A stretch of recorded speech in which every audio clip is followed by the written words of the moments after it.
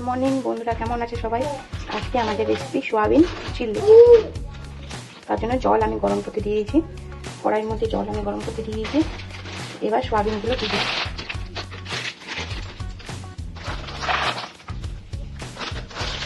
এবার সোয়াবিনগুলো আমি জলের মধ্যে দিয়ে দিচ্ছি। ওর মধ্যে হাফ চামচের মতন লবণ দিচ্ছি। লবণ দিয়ে একটু নাড়াচাড়া দিয়ে দিচ্ছি।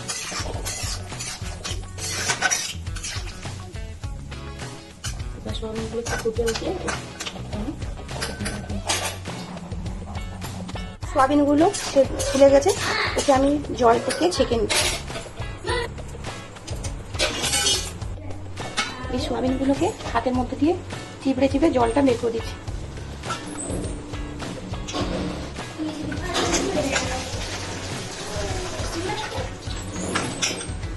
চিপড়ে চিপড়ে জলগুলো আমি বের করে দিচ্ছি।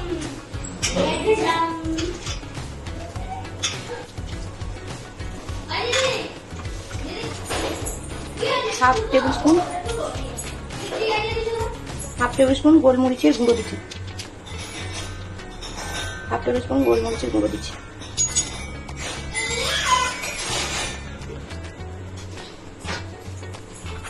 2 টেবিল স্পুনের মতন সয়াবিন চিলি দিচ্ছি।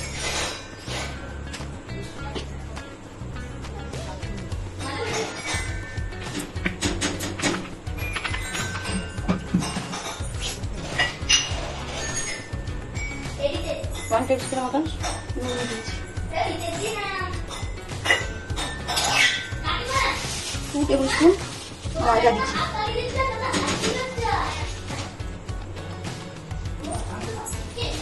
ভালো করে মেখে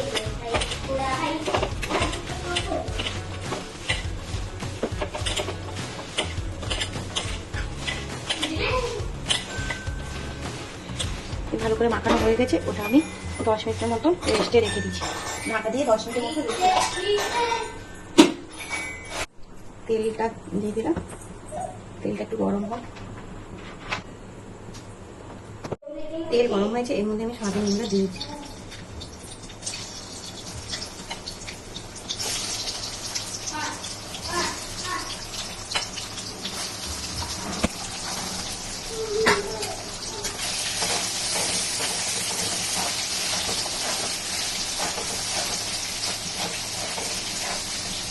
সোয়াবিনগুলো একটু ভাজা ভাজা হয়ে যায়, ততক্ষণে আমরা একটা সস বানিয়ে নিচ্ছি। ততক্ষণে আমরা একটা সস বানিয়ে নিচ্ছি। সসের মধ্যে লাস্টে দিয়ে তার মতন জল দিলাম, একটা মতন জল দিচ্ছি।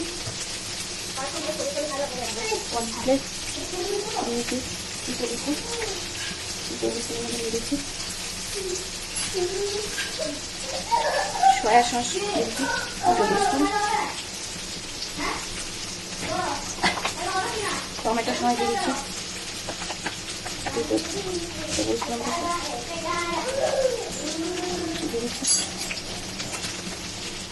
ভালো করে মাখিয়ে নিচ্ছি।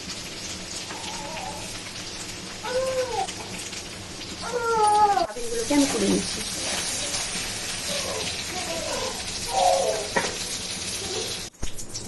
কড়াই গরম হয়েছে, ওর মধ্যে আমি 2 টেবিল স্পুন সরষের তেল দিয়েছি।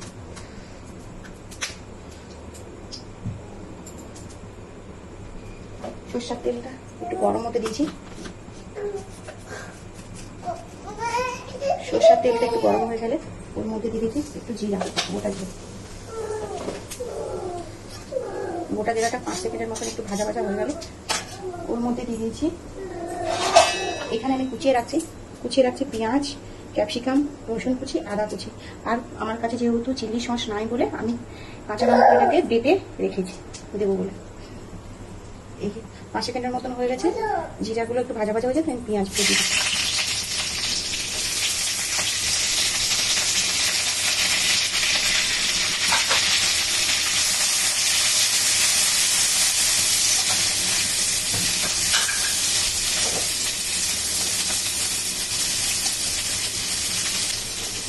পেঁয়াজটা একটু হালকা ভাজা ভাজা হয়ে গেছে, এর মধ্যে দিয়েছি আদা কুচি, রসুন কুচি, আদা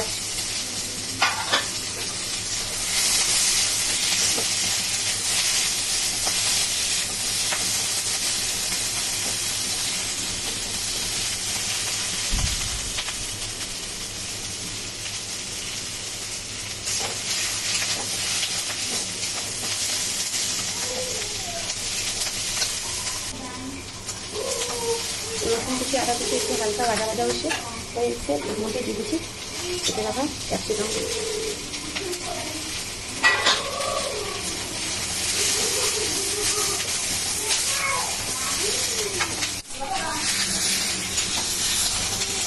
ক্যাপসিকাম আর পেঁয়াজ হালকা ভাজা ভাজা হয়েছে।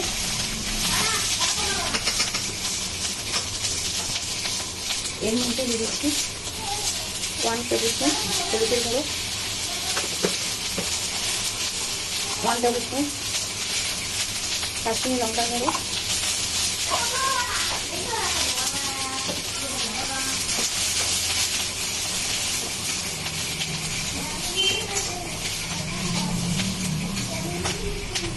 এর মধ্যে দিয়েছি বেটে রাখা কাঁচা লঙ্কা বেটে রেখেছিলাম যে ওইটা দিয়েছি।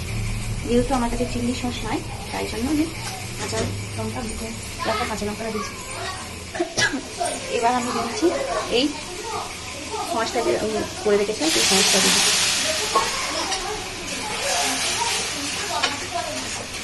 সসটা একটু কষা কষানো হয়ে গেলে তারপর আমি সয়াবিনটা দিচ্ছি।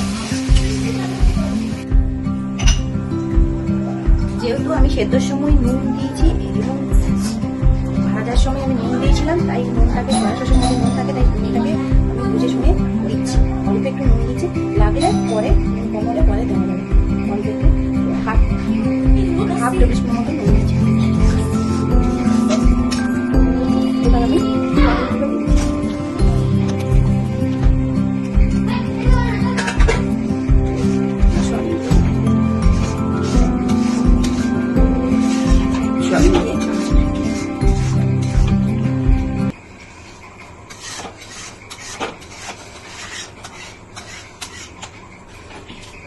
হাফ টেবিল স্পুন মতন একটু চিনি দিয়ে দিচ্ছি।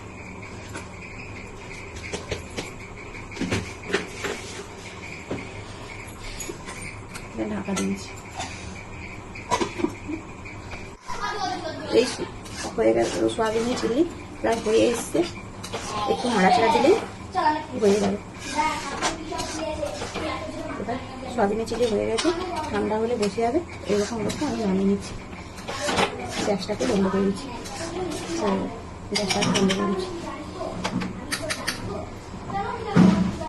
আমার রান্না যদি আপনাদের পছন্দ লাগে তাহলে লাইক শেয়ার কমেন্ট করবেন।